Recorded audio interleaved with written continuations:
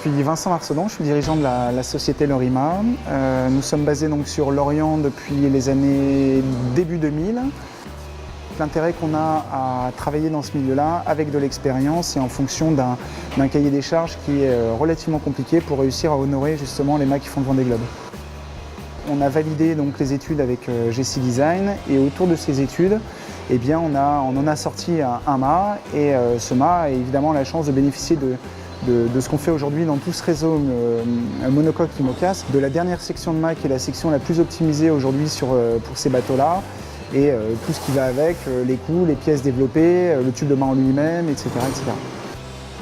On a validé le plan de voilure avec une géométrie de mât. Nous, on a un dimensionnement qui est fait autour de ce mât pour pouvoir donc commencer par réaliser le tube. Le principe du tube aujourd'hui, c'est donc dans un moule dédié, là on a un moule en face avant, face arrière, et on utilise les produits qu'on utilise nous à longueur de temps, qui sont des produits pré-imprégnés de résine et qui permettent en fait de bien maîtriser les masses du tube, ce qui fait partie des choses primordiales parce qu'en fonction de la masse du tube, on va réussir à gagner sur la masse générale du bateau et donc pour avoir un comportement de bateau qui soit plus intéressant.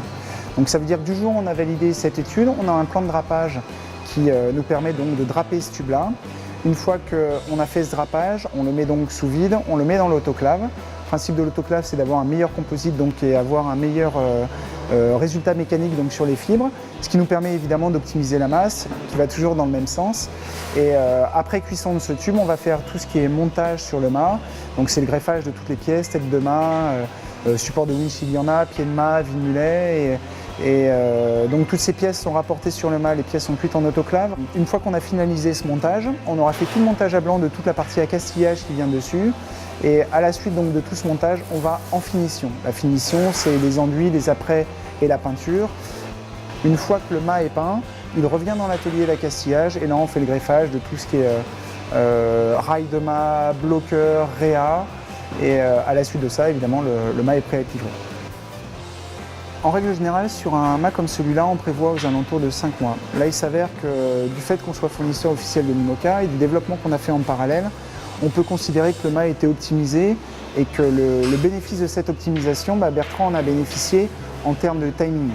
Dans ce qui est mis en place aujourd'hui, on va réussir à sortir le mât de Bertrand en 3 mois au lieu de 5.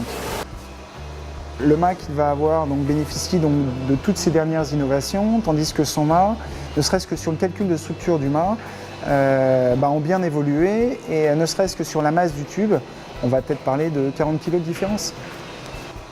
Tout ce qui nous permet d'être plus à l'aise sur la partie haute du bateau nous permet de retravailler sur la partie immergée, on va dire, du bateau. Je suis content de travailler pour l'équipe MACSF et Bertrand.